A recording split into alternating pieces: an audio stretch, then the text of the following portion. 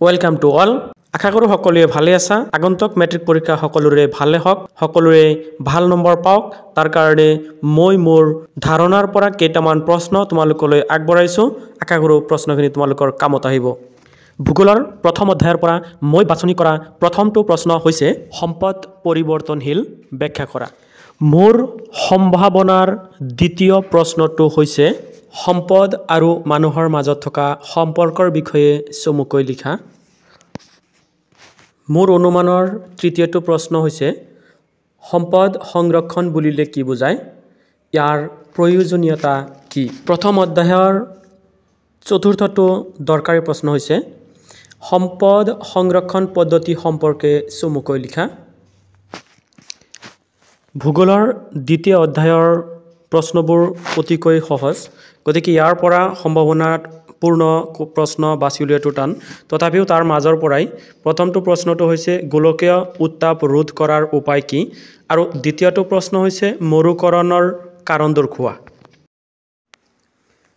দ্বিতীয় অধ্যায়ৰ মোৰ ধাৰণাৰ তৃতীয়টো প্ৰশ্ন হৈছে গোলকীয় উত্তাপ বৃদ্ধিয়ে কি ধৰণৰ সমস্যাৰ সৃষ্টি কৰিব, আৰু চতুৰ্থটো প্ৰশ্ন হৈছে পৰিৱেশৰ প্ৰধান সমস্যাসমূহ উল্লেখ কৰা।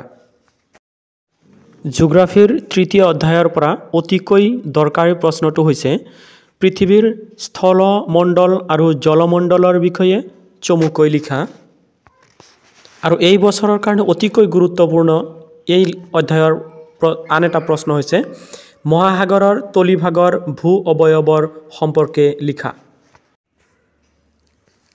তৃতীয় অধ্যায়ৰ সম্ভাৱ্যপূৰ্ণ তৃতীয়টো প্ৰশ্ন হৈছে মহাসাগৰ আৰু মহাদেশসমূহৰ বিতৰণ সম্পৰ্কে চমুকৈ লিখা।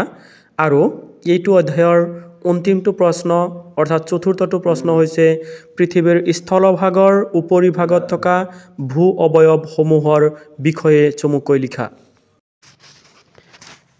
অন্তিম অধ্যায়ৰ পৰা মই বাছনি কৰা প্ৰথমটো প্ৰশ্ন হৈছে অসমৰ ঔদ্যোগিক বিকাশ এতিয়াও কিয় মন্থৰ হৈ আছে, তাৰ কাৰণসমূহ লিখা। দ্বিতীয়টো প্ৰশ্ন হ'ল অসমৰ বৃহৎ জনসংখ্যা ৰাজ্যখনৰ বোজা নে সম্পদ, আলোচনা কৰা।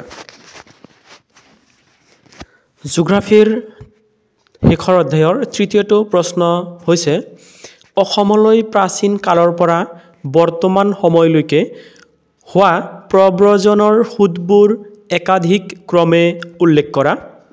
আৰু অন্তিমটো অধ্যায়ৰ অন্তিমটো প্ৰশ্ন হ'ল অসমৰ অৰ্থনীতিত কৃষি খণ্ডৰ ভূমিকা সম্পৰ্কে আলোচনা কৰা। ধন্যবাদ।